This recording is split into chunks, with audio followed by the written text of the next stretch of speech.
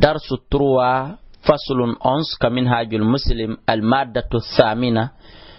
no yewten fi windande jeetata ɓerenden fi arkani sawm no yewten fi tugale korka ɗin joni wa sunanihi e sunnaji korka ɗin wa makruhatihi e añaɗi ɗin ka nder korka jungo horuɗo o. awalan anniyatu ko anniyagol wa hiya koni ɗum azmul qalbi ko fiɓugol ka ɓernde ala sawm e dow korka kan hara on tigi ko wari ɗum imtithalan ko ɗoftagol li amrillahi yamirore Allah nden azza wa jalla tedduɗo towuɗo o aw taqarruban ilayhi ma ɓattorgol mo li qawlihi sallallahu alayhi wa sallam innamal a'malu binniyati fa ida kana silatake as-sawmu korka kan fardan ko farilla fanniyatu haray anniye on tajibu no waɗi bi laylin waɗugol mo ila jemma qabla al-fajri ko adi fajri on feerude anniyo si waalo fa qawlihi sabu mako ne laaɗo man lam yubayyiti siyama kala mo waalo daali e anniye korka kam min al-layli ila jemma haray fala siyama lahu korka ala namo kon noon wiɗen ko siko korka farilla amma siko sunna no selli ka on tigi anniyo bim jemma subaka bimbi hay ɓaawo weeti so tawi o itta alkoje wen kana silati ka naflan ko nafila sahat sella korka kan ka sellay walaw ba'da tulu'i al-fajr hay so tawi ko ɓaawo fajri on feeri so anni warti fa inna haari e ɓantagol ñallal ngal wano 8h 9h 10h 11h himo wawi anniyade illam yakun si tawi o laatake gado ta'ima gomɗi o ñamino shay'an goɗɗum li qawli aisha ta sabu mako nene men aisha radiyallahu anha dakhala alayya natuno ka an rasulullahi nelaɗo Allah sallallahu alayhi wa sallam data yawmin ñandego fa qala ɓe maki hal indakum est ce que hino e jungo mon ɗo shay'un goɗɗum ko ittire kooƴe qulna meni la o ye ittir ɗum kooƴe ala ɗo qala nelaɗo maki fa inni awa min sa'imun miɗo hoori awa nani ɓayim heɓal komi ittira kooƴe andi ɓe ɗo walo dano e anniye ko ɓaɓe ɗaɓɓi ko ɓe ittira kooƴe ɓe heɓal ɓe fiɓi korka anniye korka donc siko sunna hino sellirano. saniyan al imsaku jogitagol wa koni ɗum al kaffu ko heedugol ko jogitagol surugol anil muftirati e gaydenda nangal huntinayɗi ɗin taƴayɗi korka ɗin min aklin wa shurbin wa jima'in immorde e ñamugol e yarugol e rendigol e ɓeygu mum e kala ko ƴakkete e ko moytete e ko nunnete. salisan azaman zaman ka horeteɗon wal muradu ko fanda bihi e muɗum annaharu ko ñallal ngal wa huwa koni ɗum min tulu'il fajri ko ila ka fajri on feeri ɗon ila ghurubi shamsi haka mutal nange falaw sama imru'un si tawi sinno woni neɗɗo o hoori laylan jemma ila ka futuɗo heewi o hoori ɗon ha bimbi o ñamali o yarali wa aftara naharan o huntike ñallanga lama sahha haray sellata sawmu korka makko kan abadan li qawlihi ta'ala sabu dalal Allah thumma atimmu siyama ila al-layl. ba on no yewta en joni noon sunanu sawmi fi sunnaji korka ɗin wa hiya ko woni ɗum sunnaji korka ɗin awalan ta'jibul fitri ko yawnugol huntagol ngol ɓaawo on tigi felliti nange muti wa huwa ɗum al iftaru ko huntagol aqiba battane ta haɓɓugi fellutugol ghurubi shamsi botugol nangel li qawli sallallahu alayhi wa sallam la yazalu nasi yimɓe ɓen serata bi khairin hiɓe e moƴƴere ma ajjalul fitra an tanka hiɓe yawnude huntagol ngol. wa qawli anas radiyallahu anhu inna nabiyya sallallahu alayhi wa sallam lam yakun o laatake li yusalli al maghriba himo julnayno futuro hatta yuftira ha o hunto nelaɗo juulata futuro huntaki siɓe hoori kamɓe few ɓe taƴay taho siɓe juula walaw ala shurbati ma'in hay tawi koye ɓe surɓo ndiyan ka gobule seeɗa ɓe taƴa kono ɓe juulata ɓe huntaki. saniyan kawno laatagol alfitri ko huntorakon ala rutabin hara ko e dow cecci ɗin mango lemune banana fuñe piya cecci ɗin si ɗum ala aw tamurin ma ɗum tamaro ko ɗum hikki si ɗum ala aw ma in ma ɗum ndiyam. wa afdal ko ɓuri moƴƴude hadihi salasati e ɗi tati kontaɗi ɗo kadi awwaluha ko ara nun ɗum ɗum woni cecci ɗin wa akhiruha ko sakkitorum mum kon ɗum woni ndiyam ɗan adana ha ɓuri jasutude seeɗa e ko huntorte kon wawa koni ɗum alma o ndiyam ɗam. si on tigi heɓal kadi gotel e ɗiɗo tati o heɓi goɗɗum ngo kadi wano ñiiri masalan mo wawi huntorde ko woni ko ɗum ɗa ɓuri. wa istahabu no yiɗa ani yuftirande on tigi huntorto kadi ala witrin e dow fuuja salasin tati aw khamsin ma jowi aw sab'in ma ɗum jeeɗiɗi e waɗa peccoy masalan siko mango innaka on tigi be ƴakka ɗo mango jeeɗiɗi ma tati mo wawi wadde peccoy tatoy o hunto ma peccoy jeeɗiɗoy ma peccoy jowi soko tamara mo wawi wadde ɗe joyi soko lemune kadi mo wawi so wata yarde tati joyi jeɗɗi mo wawi wadde bittoy tatoy ma bittu ngutu ma bitti jeeɗiɗi siko ndiyam o surɓo nde wotre ma nde tati ma nde joyi ma nde jeɗɗi on faami le qawli Anas ibn Malik kana latiki rasulullah sallallahu alaihi wasallam yuftiru himo huntotono ala ratabatin e dow cicci ɗin ko ɗum o huntorayno qabla an yusalli yagoy ko adi ɓe juulude futuro fa in lam takun so tawi ɗum ala fa ala tamaratin ɓe huntorayno tamaroje adi ɓe juulude fa in lam takun si tawi tamaro kadi ala hasa ɓe wooɓay ko ɗum ɓe surɓoto hasa watin surɓanɗe min ma en immorde ndiyam salisan addu'a ko du'agol indal iftar sanga huntagol ngol on tigi du'o siliba goɗɗum kande reedu muɗum idu kadi kana latike sallallahu alaihi wasallam yaqulu hibe makka no inda fitrihi sanga huntagol mabbe allahumma ya allah laka sumna ko ammen horani wa ala rizqika aftarna koy dew arske ma kadi me woni huntade fatagabbal minna jabam men korka amen kan e dewe hedditidde innaka antas samiul alim wa kana lati ibn umar yaqulu hima ma kayno allahumma ya allah inni min as'aluka miturika bi rahmatika yurmende ma allati ne wasiati ya jande kulla shay'in an taghfira li nda yafanto dalan dunubi bakkatuji andi rabi'an as-suhuru ko sullagol wa ko woni dum al akulu ko nyamugol wa shurbi e yarugol fi sahari ka wendogo akhir al-layli ko duni ka sakkitorde jemma on tigi warra dum bi niyyati sawm sabu anni e horugol bimbili kawli sallallahu alaihi wasallam inna fasla ande ko sendindiri ma bayna siyamina hakkunde korka men kam wa siyami ahlil kitabi e korka yimɓe defte ɓen différence kon hakkunde mum aklatu sahari ko ñaamu gongol ka subaka bi mana sulla gongol wa qawlihi e mako maɓɓe tasahharu sulle fa inna fi suhuri baraka ande hino e nder sulla gongol barki molanaki khamisan ta'khiru suhuri nittingol sulla gongol ilal juz'il akhiri haka gebal sakkitoral min al-layli immorde jemma on li gawli sallallahu alaihi wasallam la tazalu ummati mofti an en serata bi khairin hibe mojjere ma ajjalul fitra an tanka hibe yawinde hunta gongol wa akharu sahara hibe nettinde sulla gongol wa yabtadiya hino fuddo waqtu suhuri waqtu sulla gongol ko honto fuddi hara ila don sa nyami akontama sullido min nisfil layl ko ila ka feccere jemma al akhiri sakkitorde wa yantahi konto lannata qabla al fajr ko adi fajiri on ferirde bi daqa'iqa minitaji seedaji li qawli zaid ibn sabit radiyallahu anhu tasahharna min sullino ma rasulillahi wondene laadon sallallahu alaihi wasallam thumma qama rifti be immani ila salati fade juldade fa qultum inni kam ko jelu latino kana latino bainal adhani was suhuri hakkunde noddi gongol e sulla gongol ko distance jel ko tanjelu qala qadru 50 aya ko embere ko ayaje cappanɗe joyi jangete tanbihun findingol man shakka kala sikkitiɗo fi tulu'il fajiri ferugol fajiri lahu hino do wodanimo himo mari gonga himo mari durwa himo newnana an yakula nde o nyamata o yashraba ma o yara hatta yatayaqqana ha o fillita tulu al fajiri ferugol fajiri summa yumsika refti o yogito ɗon no refti o accita ɗon no li qawlihi ta'ala sabu dalol Allah wa kulu nyame washrabu yaron hatta yatabayyana lakum al khaytul abyadu ha bangana on garawol danewol min al khaytil aswadi immorde garawol balewol min al fajiri wa qad qila gomdi wi anama li ibn Abbas radiyallahu anhuma inni min atasahharu mi rasulullah fa idha shakaktu simsikitiketum amsaktu mi akkirano sikkitike si weti ma si wetal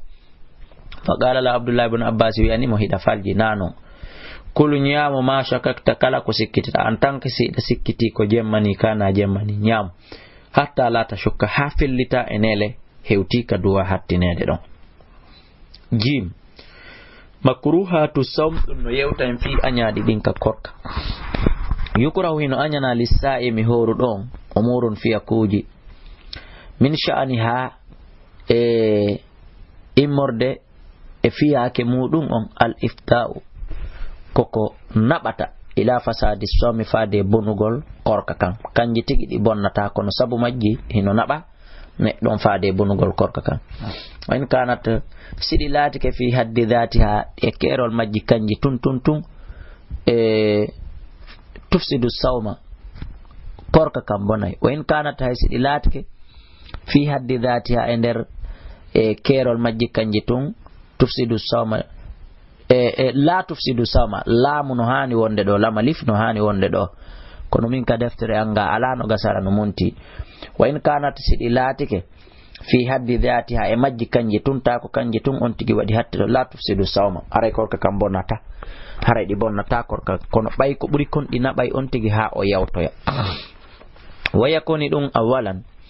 المبالغة في انتنقل في المدمدة كويبغل والاستنشاق كسوركندغل عند الوضوء كسلق مثلا مسلق كويبك ما شركندك دودني ديان دان بون او مودورالي hay hunde haray kol kam mako kam bonali kono ko hondon non anyira ko bay ko buri dudude ko mo duddini diyan dan fejjuray li qawlihi sallallahu alayhi wa sallama wa baligh timmin tisfil istinshaq kasurkindagol sida salligale illa an takuna sona la to da so iman faqad kariha lahu sallallahu alaihi wasallam gomdine laado anyani ne don al mubalaghata yottingol timmingol fil istinshaqi ka surkindagol si on tigi no hori khashyata ka hulugol an yasila wata hewtu ila jawfihi faade karedu makko shay'un goddo min al ma'i morde ndiyam dan fa yufsidu sawmahu sakko dam bonna korka makko kan saniyan al-qiblatu nunnagol si wiyama nunnagol ko ɓeygu mo paade hande goɗɗo nunnota ko ɓeygu goɗɗo hoori hoora ide ko waɗi nunnagol ngol gade tathiru gomɗi ɗum hino memmina shahawatan shahawta jurru pooɗa neɗɗo on ila ifsadi sawmi faade bonnugol korka kan bi khurujil madhi sabu yaltugol madhi awil jima'i ma ɗum rendigu ngun toodena ɗon noon ko nambara hayto tajibul kaffara hande kadi nokku ka kaffara waɗɗoto hara wona yoɓugol ñallal gotal tun ko balɗe capanɗe jeego haray yoɓete salisan idamatu nazari ɗuɗɗingol duumingol darugol be shahawatin sabu sahaw ila zawjati faade ɓeygu mum sabuna sa daari ɓeygu ma tun hatti ɗon bonnata korka kan kono kon ɗum anyira ko ɓa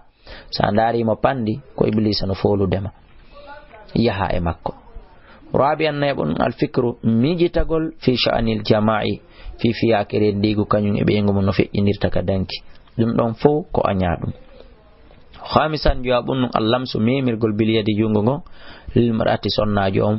aw mubasharatuha ma dum mawlirgol mo bil jasadi bandundo parce que dum do fo no tanjina ka podi on tigi piji go sadisan mad'ul inki yakkugol leggal khashyata kulul an yatasarraba fi wata podu feƴƴoya ba'du ajza'in yoga e geboy minhu e leggal ngal ila al halqi yahaka dande sabian dhawqul qidri mettugol ko woni ka fayande awi ta'ami ma nyamete mettagol ndara fi kulol wata feƴƴoy saminan jeetata bun dum al madmadatu wiibagol li ghairi wudun qalda e salligi joro tun e ndiyan dan wiibo ni namani aw hajatin ma dum hajuta do nuddudo ilayha faade wiibagol dum kadi no anya tasian al iktihal wadugol kale fi awalin nahari ka arande nyallal wala basa illa ala bihi e wadugol kalengol ko dum woni fi akhirihi kasakkitorde nyallal ashiran al hijamatu hombitagol awil fasdu madum e sekugol e bandu mum dum fi nyawndagol khashata dha'fi dum no anyira kulol wota on tigi lu kulol lo ande al muaddi addande on tigi lal iftarif hade huntagol lima fi dhalik sabu ko woni kon e modum min at-taghriri immorde e hodugol bis sawmi sabu korka kan aray dum fo mudum ko anyadum al maddatu tasi'a windande jeena e berenden no yewten fi ma ibtilu sawma konko bonnata korka dum do si wadama ko ka boni wodi fama yubahu e konko dagani lisaymi horu don fi'luhu gollugol mum wama yufa anhu e konko yafa gay mudum fihi e der mudum alif ma ibtilu sam no yewta en fi ko bonnata kon korka kan umuru dum ko fiya koji sedaji hiyadin awalan aranun dum wusulu ma'in ko hewtugol kala ko selbi ndiyam zi kosan kala ko ni kon ilal jawfi faade karedu biwasitatil anfi hara ko hellaka kinal sintinira kasauti wano cinte awil ayni ma hara ka gite wal adani ma ka noppi kattaqtiri wano cinte awi duburi ma ka duburi gorko ma debbo wa qublatil mar'ati e hella yeso wonande sonna jon kal hukunati wano comprimeje gono ton no ukkire ton dum do fo si tay yehi hewtoyi ka reedu haray bonnay korka kan dum do ko bonnay don korka saniyan ma wasala kala ko hewtoyi ilal jawfi faade ka reedu bil mubalaghati sabu fi'intingol fil madmadati ko yibagol wal istinshaq e ka sorki ndagol fil wudu'i ka salligi wa ghairi e ko inadu haray don kadi nyallangal boni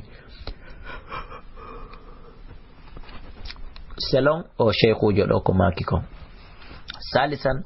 khurujul mani yaltugol mani yombi idamati nazar harako sabu dumingol darde den aw idamatil fikri ma dumingol mijongo aw qubulatin ma nunnagol pengum aw mubasharatin ma dum mawlugol mo ndo foka diare korka kan boni rabian al istiqa'u lo itagol fi yututu al amdu e teware pas li qawli sallallahu alaihi wasallam man istaqa kala lo itido amdan e teware fal yakudi haray o yoba amma man ghalabahu al qai'u amma moturrende foli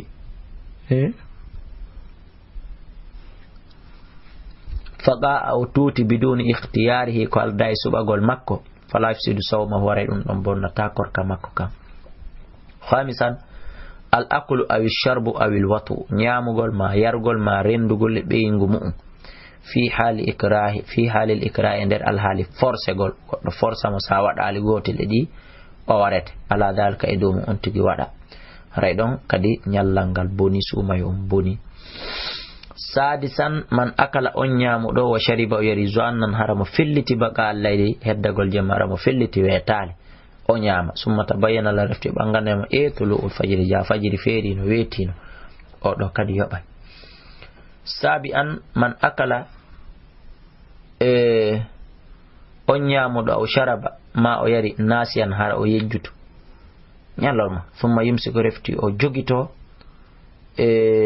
summa lam yumsika kan refti o ronka jogitade hande kadi korka kan zuannan kasikugol annal imsaka wonde jogitagol gol korka kan ghairu wajibin nako wadi ala edo makko hande kadi madama gad akala gomdi o nyami wa shariba o yari fawasal al fitra hande kadi o jokkindira o kontina nyamugo ngo ila layli hajem on don kadi nyallangal boni tasian usulu yottagol ma laysa bi ta'amin kala ko tawata na nyameta sharabin ma jaram ila al-jawfi faade karedu bi wasitatil fami haraka ka hundu ko rewi ka ibtila'i jawharatin wa numudugol pindi aw khaytin ma garawol limaru yasabku filla anna ibn abbas radiyallahu anhu qala o maki as-sawmu korka lima ko bonnata kalima dakhala ko konko nati walaysa lama kharaja wana konko yalti يريد رضي الله عنه كان عبد الله بن عباس كو فاندوري بهذا دندو أن الصوم نكور كان يفسد كبنير بما يدخل سبكون كناتي في الجوف كريدو لا بما يخرج هناك كو يالتي قدامون يان والغي تور فولو دي اونتي عاشرا رفض سلاغول نية الصوم أن يقول كور كان هورايتون كون مالا أن يعرف فش سلو ولو لم يأكل هايزيتا يونتي نياما لنيالانغال بيتا أو يشرب ما أو يرى الفو إن كان سلاتك غير متناول ونا أحب للإفطار هنتارندي إن كان هاي سؤالاتك غير متناول ونا إن كان سؤالاتك غير متناول ونا أحب للإفطار هنتارندي وإلا سؤالاتهم فلا أرأي كورك كم بنالي الهادي عشر الردة كمرتقل عن الإسلام إيوة إسلام إن عاد إليه سورتك كوارت إسلامون أرنغال نيالل دون كدبوني لقوله تعالى لئن أشركت والله سيسيرك لا يحمطن بني عملك قل ما ولا تكونن من الخاسرين وهذه المبتلات ويدي بني دي سابو إيغو دي كنتو إندو كلها دي دو فو موادي غوتل ماجي تفسد الصوم هاراي كورك كامبوني وتوجب وديك قضاء اليوم يبغول نغال نيالل الذي نغال فسد بها بونير نغال مو وغير سوناتون أنها نو كانكو annaha no dido la kaffarata fiya kaffara ala imaji di kaffara wade tedin e mudum ko di didi en adday din don kadi joni إذ قد الكفارة كفارة لا تجب وقتاك إلا مع مبتلين سنا وندو دي بون نايدي ديدي كدين دون بون نايدي ديدي تون وقتنتا كفارة وهما كوني دين أولا الجماع كورندوغول العمد اتواري من غير إكران قال داي فورسغول on andi en wino nane ma forsa ma rendi e be ngum ngare nyallangal boni kono don ko nyallangal tungo yo bitata kafara la madama a forsa jonno yidudo waddo rendigu e hore teware forsa ka yejita de gali abi hurayra radhiyallahu anhu jaa rajulun go arno ila nabi sallallahu alaihi wasallam fa qala umaki halaktu mimma ya rasulullah qala nila maki ma ahlakaka kun warma qala yuqatu yani ala imrati e dow ɓeygo an fi ramadana e nder suuma e ɗulle mi falja mi yejjita fa qala nelaɗo make ko watta hal tajidu tawsi a heɓay ma ta'atigu konko wawata rinɗinde ragabatan dande mbimana est ce que ɗamari maccuɗo rinɗinama qala wila qala ɓe make faltastati est ce que a waway anta suuma nde horata shahrayni lebbi ɗiɗi mutataɓe ene jokkodirɗi ɗiɗi qala wila mi wawata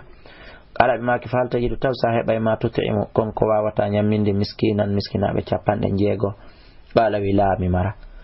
ɓe maki jooɗo thumma jalasa rifti o jooɗi ener ko ɓe woni ɗon kon tum fa utiyan nabiya nelaɗo addana bi araq wangal tew fino e nder maggal tamratun tamaro araqawal gotal hino e nder maggal tamaro fa qala nelaɗo maki a joni ko watta hudu ƴettuɗe tamaroje ɗo tasaddaqa biha ya ittaɗe ɗo sadaka nyammina miskinaɓe 60 ñoke ko yanɗa kon e ɓeygu ma o ƴettiɗe o wiya o muuti o arti qala in enene laaɗo faal alal afqari minna est ce que no woodi ɓurɗo tampuɗe ɓaawi ko miskinajo mi jonnoyta ɗum est ce que no woodi tampuɗo ɓuri lammin e ɓeygure ande fo wallahi mi woniri ne laaɗo so tawi ko tampuɗo e ndotto ɗum andu do ma bayna labatayha ala hakkunde ɗe pelle ɗo ɗiɗi mi mana pelle e hiɓɓuɗe madina ɗen ko ɗen ɗiɗi woni ko o wi ala hakkunde majje ahalu baytin yimɓe suudu ahwaju ɓurɓe hato jinde ilayhi faade ɗe tamaroje min na hefti lan min e ɓe ngure ande fadahika annabiyu annabajo Allah sallallahu alaihi wasallam jali hatta badat nawajiduhu ha ƴakkirɗe makko ɗen yaltiti ko sunna nelaɗo Allah sallallahu alaihi wasallam ko nokkeri ɗiɗi ɓe makan en nelaɗo jali kanketi ha ƴakkirɗe ɗen yaltiti ɗo no jeeya e muɗum mo hewti gotel e ɗin ɗiɗi kanko kadi ko sunna hay so kirɗaka yo jal seeɗa huwa qala ɓe maki idhab yaw fatimuhu ñamminoya ɗum ɗo ahlaka ɓe ngure ma nden ko andingol en ɗo ko forcément hari kaffara waɗɗike ko be kaffara waɗe saniyan ɗin mum ɗum e ko waɗɗinta kon kaffara al akulu ñamugol awi shurbu ma ɗum yargol bila udurin mubihin ko alday ganto daginigo wiɗen nane si oɗa yejjiti ñaami tun o andi to ɓawo o ñaami hande kadi o sikka jogitagol korka kan waɗɗaki hande kadi o kontina o ñama furay ha kikiɗe haray on ɗo ñallalngal boni kono ko kangal tun o yoɓata kaffara waɗɗaki mo amma yejjutoɗo ñaami anditi tun acciti ñamugol ngol jogiti korka kan ha kikiɗe haray on ɗon korka makko kan no selli o yoɓataka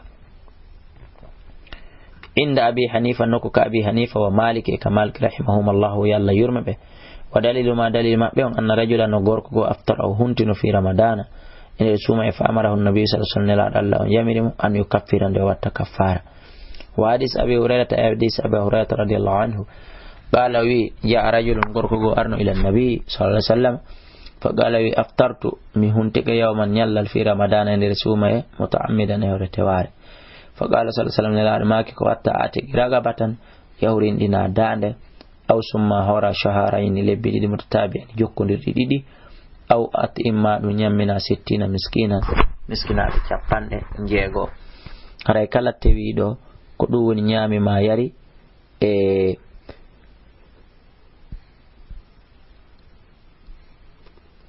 nder ñalorma suuma haray ko gotel e ɗiɗo woni tububu e makko ɗum no en torki Allah subhanahu wa ta'ala yo dandu en ko ɗum woni hunde e ɗum ɗon ba ma yubahu konko dagani lissaimi wonande horuɗon fi'luhu gollugol ɗum yubahu ino dagani lissaimi horuɗon umurun fiyakuji wahiya ko woni ɗin awalan aranun ɗum asiwa ko gosagol makko tulan nahari ñallal ngal peetu ella ala allahumma اللهم سونات إلا ما كان سونا كنكولاتي من الإمام أحمد إمام أحمد فإنه كانكو karaha hu himo anyani gosa gongol lisami horu don bada zawal bawo nangen dirti saniyan at-tabarrudi bubbintinagol bil ma'i ndiyam min shiddatil harri sabu tidugol ngulen den si wuli pande on tigi wisito wasawa no fatatare yasubbu o yuppo dan ala jasadi ka bando makko aw yahu misma o mutu fi ender didere nde yo tawtun hara o yarali salisan al-aklu nyamugol wa shurbu yarugol roto e yidugol be ngum laylan jemma hatta yatahaqqaqa ha on tigi fellita tulul fajiri anela fajiri feeri o akkirano dum kadi hino dagi rabian as-safar voyage gol li hajatin mubahatin fi haju dagi do important wa in kana istay olar kala mo andi anna safara on voyage makko on de sattai no metti yade sayuljihu aray ka dum bari mo ila iftar faade huntagol haray o yahay khamisan jawabun nun at-tadawi nyawndorgol bi ayi dawa in kala nyawndande halalin daginde arayno selli la yasil kon de nyawnande tawde hewtata ila jaw fi faade kareedu makko min hemul shay'un hay hunde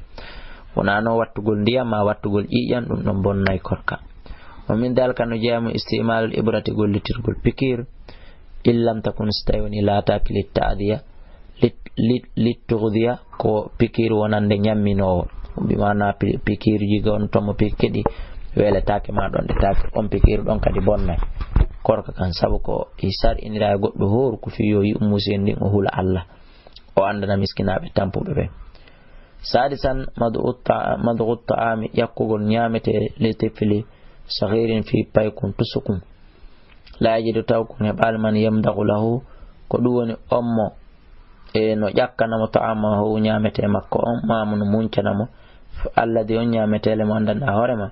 la ghina lahu yundinare ala namo anno e gayo nyameteɗo be shartin sabu sharti kon ɗon sharti o Allah yasilande yottota ko ila jaw fil madiri faade reedu yakkanɗo on bobo on mino immorde ko ƴakki kon shayna e hunde haray ɗon heno dagi sabi an at-tatayyubu urnitagol wa tabakhur e waɗgol cuura e ɓandu mum wa dalka ɗum leadami wurudin nahay en ala dalili yo wade kono ko wiira yo wade ko sabu wasegol jolugol hadore fi kulli hadhihi ender dido fo woni shari'a sharia madama non sharia on hada aldi sharia on len andi fi majji di gollitire jim ma yufa konko yafa non joni anhu e gaay makko kanko yufa no yafa na lisaim an umul ngafiya ko jewa yakuni awalan bal urri ko modugol tutade mun ne walaw kasura haside dudi wal muradu bihi ko fanda e mum riqu nafsi ko tutade on tigi den laari e ghairi wana tutade goddo go ko inamo mo yeyi madde ke wondu ko be ngum makko ko nonni ke jetti tutade on don de mudi ray dum don bonnay korka saniyan ghalabatul qai'i ko ummo turre foli wal galasi bolce illam yarji sayuni urutake minha emaji shayna e hunde ila jawfifa sayni hunde murutake hotiti ila jawfifa de karedu makko ba'dan yakuna ba'dul lati kad wasala gomdi lannino hewtude ila tarafi lisani faade sera dengal makko ngal salisan ibtila'u dubabi ko duni mudugol tongil wala batan e folugol mo biduni ikhtiyarin wa biduni ikhtiyarin ko alday subagol dum rabi an khabaru tariqi ndugul lawongol wal masani izin jidi wano isin farin en simayande ndugu yalta e mo e konantata e dum wa dukhanul hatabi parfum urudo wasairil abkhira e dendangal bakhurji hediti din allati la yumkinu di tawatane watako at-taharruzu ko duni reni tagol howito hadito min ha e majji khamisan jawun al-isbahu wetugol junban wonde janaba non siya loto ara jula subaka walaw yamdi alayha sawni on janaba fe irimo don anna haru nyallangal kulluwangol fu hara on tike bal fere tugol wawata kanko junbun mo wonde janaba sadisan al-ihtilam hoyditagol fala shay'a fere wala ala man ihtalama wonde en fawi kala do helli faado fala shay'a rayunde fawaki ala man ihtalama do kala on hoyditido wata kanko saymun mo hori goɗɗo no wori walo dayno hoyda mo rendi e sonnajo ma ɗum gorko o hoyda ɗum o fina o tawa mani hino yalte e makko aray o lotto longal kono heɓata nyallal ngal so fini o yaal mani hunde ka ɓuuɓe makko aray o heɓata nyallal ngal ko ɗum woni o mara kadi bakkatu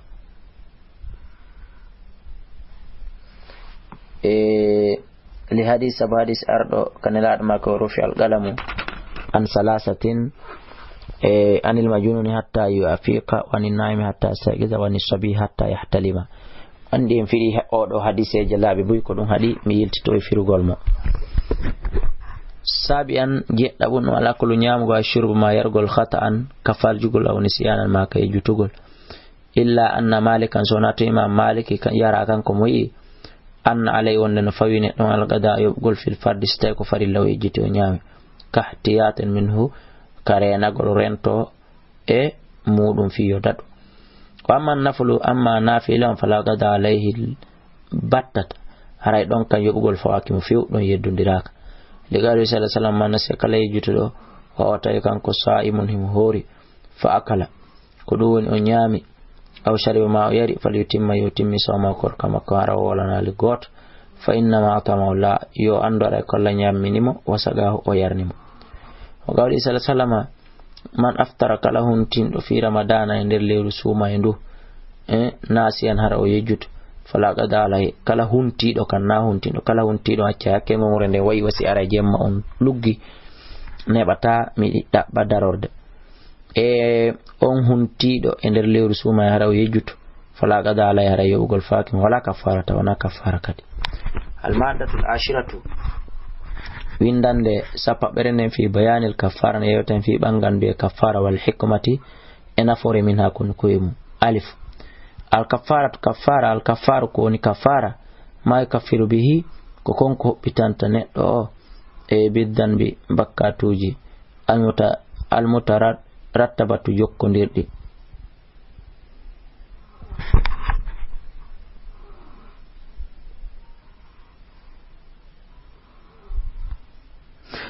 addanbu bakkatuji almutarattabu waɗɗodirɗi alal mukhalafati e dow lundagol lishari'ati sharia o faman khalafa sharia kala lundi sharia on fa jama o rendi fi nahari ramadan e nder lewru suuma o akala ma o ñaami aw shariba ma o yari hala gotel ɗiɗo fo amidan hara o tiwi o falya wajaba alay waɗɗike mo an yakfura nde o yeddata an hadihi l mukhalafa e gaygal ɗo lontal e ɓe fiili wahidatin saabu gollugol pihum gotum e min salasin immorde peji tati ittigira qabatin rindingol dande mu'minatin gomɗinde kati aw siyam shahrayn ma horgol lebbi ɗiɗi mutatabi'ain jokkondirɗi ɗiɗi aw ita'am ma ñamingo sitina miskinaɓe 60 li kulli miskina lawanande kala miskinu muddun mudore nden goto min burrin immorde ngawri aw sha'irin ma ɗum bahe aw tamrin ma ɗum tamaro bi hasbil istita'ati e embere taaga on tigi on taaga neɗɗo on bi mana lamma lima marra sabu ko feƴƴi fi hadisi rajuli e hadisi oɗo gorko alladi o waqa ayanunoɗo ala imrate dow ɓeygu makko o darsi feƴƴuɗo nane fastafta o landino rasulullahi sallallahu alaihi wasallam watu addidul ɓe kamba ɓe konta watu addadu hebile al kaffara on bi ta'addudil mukhalafa sabu hebilgol kala ko lutodiri koye mum faman jama kala waɗɗo rendigu fi yawmin e nder ñalande wa kala o ñaami aw shariba ma o yari fi yawmin akhara ngal ñallal ɗa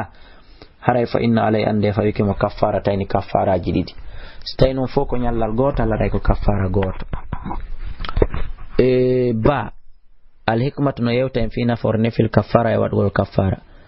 wal hikmatu nafoore nden fil kaffaratu ka waɗgol kaffara hiya ɗum sawnu sharia ko renugol sharia on kala anduɗo waɗi ɗum ɗo waɗa e gotel e ɗiɗo heditiɗi so hulale Allah hulay fi waɗugol ɗiɗo anita la'uɓe fi ga e fijirgol biha sharia on fiita sharia on fijire few wante hake e ñortugol hurumati ha hurumji kon ko islam on kama annaha wana woniri ɗum korka kan e afwan korka kan tutahhiru ka laɓɓinay nafsal muslim wonki julɗo min athari dan min morde batteji bakkatuji al mukhalifati lutondirɗi allati ɗin irtakaba ɗi o waɗɗiti bila udurin ko alda e ganto ومن هنا أوكو إلى دو كان لا تريان بخين هاني أن تؤدى الكفارة كفارة تتتي على النحو دو بانغال الذي شرعت عليه سرعنا دو هورمو كمية نتمري وكيفية إنهم بعد نرينت حتى تنجح ها أنتجي دادا في آدائمو همتها في تطول هم مجيئو بإزالة الذنب سبو يتقول بكاتون وما حبي منتقول آثاره باتي مني من على النفس